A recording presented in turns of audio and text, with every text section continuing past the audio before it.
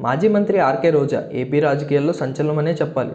Star హీరోయిన్గా మంచి గుర్తింపు పొందిన రోజా రాజకీయాల్లోకి వచ్చిన తర్వాత ఫైర్ బ్రాండ్గా మారిపోయారు. జగన్పై ఎవరైనా విమర్శలు చేస్తే అంతెత్తున లేచి పడిపోయే వారిలో ఒకరిగా పేరు తెచ్చుకున్నారు. ఈ నేపథ్యంలో తాజాగా ఆమె చేసిన ట్వీట్ సోషల్ మీడియాలో సరికొత్త చర్చకు దారితీసింది. అవును, హీరోయిన్గా మంచి గుర్తింపు పొందిన రోజా ఆ తర్వాత కాలంలో టీడీపీలో చేరి రాజకీయంగా రంగప్రవేశం చేశారు. ఈ సమయంలో చంద్రగిరి, నగరి నియోజకవర్గాల నుంచి టీడీపీ తరపున ఎమ్మెల్యేగా పోటీ చేసి పరాజయం పాలయ్యారు. అనంతరం వైసీపీలో చేరారు. ఈ సమయంలో నగరి నియోజకవర్గం నుంచి వరుసగా 2 సార్లు ఎమ్మెల్యేగా గెలిచారు.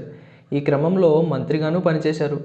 ప్రధానంగా వైసీపీలో చేరిన తర్వాత రోజా చేసే వ్యాఖ్యలు తీవ్ర వివాదాస్పదమైన సంగతి తెలిసిందే. ఈ నేపథ్యంలోనే వైసీపీలోనే ఆమెకు వ్యతిరేక వర్గం కూడా బలంగా ఉందని అంటున్నారు. ఈ క్రమంలో తాజాగా రోజా ఓ ఆసక్తికర ట్వీట్ చేశారు. ఇందులో భాగంగా హెల్ప్ అనేది చాలా విచిత్రమైంది. చేస్తే మర్చిపోతారు, చేయకపోతే గుర్తుపెట్టుకుంటారు అని రోజా ట్వీట్ చేశారు. దీంతో ఓ ఆసక్తికర చర్చ తెరపైకి వచ్చింది. ఇందులో భాగంగా రోజాకు జగన్ హ్యాండ్ ఇస్తున్నారా అనే చర్చ సోషల్ మీడియా వేదికగా మొదలైంది. తాజాగా ఆమె చేసిన ట్వీట్లో పార్టీలో ఆమె స్థాయిని తగ్గించేశారనడానికి సంకేతమే అని అనుమానాలు తెరపైకి వచ్చాయని అంటున్నారు. ప్రధానంగా నగరి నియోజకవర్గ ఇన్ఛార్జిగా రోజా స్థానంలో గాలి జగదీష్కు బాధ్యతలు ఇవ్వబోతున్నారనే కామెంట్లు వినిపిస్తున్నాయి. ఇదే విషయాన్ని రోజాకు వైసీపీ అధినేత జగన్ క్లియర్గా చెప్పేశారని, ఆ కారణంగానే తాను పార్టీకి ఎంతో హెల్ప్ చేసినా అనే విషయాన్ని పరోక్షంగా గుర్తు చేసి ఆ హెల్ప్ను జగన్ మర్చిపోయారు అనే అర్థం వచ్చేలా ట్వీట్ చేశారనే చర్చ మొదలైందని చెబుతున్నారు. దీంతో రోజా చేసిన ఈ హెల్ప్ ట్వీట్ ఇప్పుడు వైసీపీలో తీవ్ర చర్చనీయాంశంగా మారింది. మరి దీనిపై రోజా ఏమైనా వివరణ ఇస్తారా, లేక కాలానికి ఊహాగానాలకే వదిలేస్తారా అనేది వేచి చూడాలి. మరోవైపు జీవీ రెడ్డి ఇటీవల బాగా వార్తల్లో ఉన్న వ్యక్తి. వెంకట్రెడ్డిగా ఈయన సుపరిచితులు.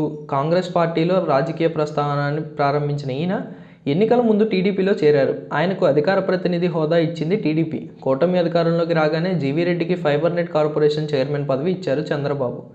అనతి కాలంలోనే అందులో జరిగిన అవినీతి, అక్రమాలపై యుద్ధం ప్రకటించారని, తన మాట వినకపోవడంతో ఏకంగా ఉన్నతాధికారులపైనే పోరుకు నడుం బిగించారు. అయితే అన్నీ ఆయన అనుకున్నట్టుగానే సాగలేదు. దీంతో టీడీపీ పదవికి రాజీనామా చేయాల్సి వచ్చింది.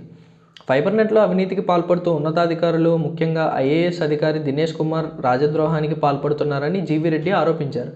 దీంతో ఆయనపై ఐఏఎస్ అధికారులు సీఎం చంద్రబాబుకు ఫిర్యాదు చేశారు. జీవీ రెడ్డిని చంద్రబాబు పిలిపించుకుని మందలించారు. దీన్ని అవమానంగా భావించిన జీవీ రెడ్డి పార్టీకి ఫైబర్ నెట్ కార్పొరేషన్ చైర్మన్కి పదవికి రాజీనామా చేశారు.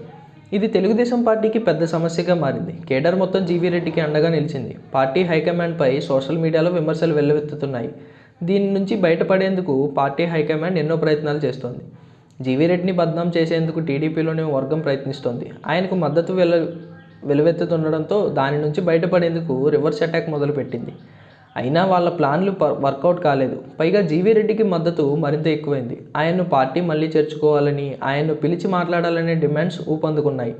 పార్టీ హైకమాండ్ కూడా జీవీ రెడ్డి విషయంలో తప్పు జరిగిందని భావిస్తోందని, త్వరలోనే ఆయన పార్టీలోకి వస్తారని ప్రచారం కూడా జరుగుతోంది. ఈసారి మరింత ఉన్నతమైన పదవిని ఇచ్చేందుకు చంద్రబాబు సిద్ధమవుతున్నారని కూడా చెప్పుకుంటున్నారు. అయితే ఈ ప్రచారానికి జీవీ రెడ్డి ఫుల్ స్టాప్ పెట్టారు. తనకు మళ్లీ రాజకీయాల్లోకి వచ్చే ఉద్దేశం లేదని తేల్చి చెప్పేశారు. అయితే తాను రాజకీయాల్లో లేకపోయినా తెలుగుదేశం పార్టీ అధినేత చంద్రబాబు నాయకత్వం పట్ల గౌరవం, అభిమానం ఎప్పటికీ ఉంటాయని వెల్లడించారు. తక్కువ కాలంలోనే టీడీపీలో ప్రభుత్వంలో ఉన్నత పదవులు ఇచ్చిన చంద్రబాబుకు ఎప్పటికీ రుణపడి ఉంటానని తెలిపారు. ఏపీ అభివృద్ధి, ప్రజా శ్రేయస్సు కోసం 2029లో కూడా చంద్రబాబు ముఖ్యమంత్రి కావాలని ఆకాంక్షించారు. దీంతో జీవీ రెడ్డి పార్టీకి రాజీనామా చేసినా మనసంతా ఇప్పటికీ టీడీపీతోనే ఉందని భావిస్తున్నారు.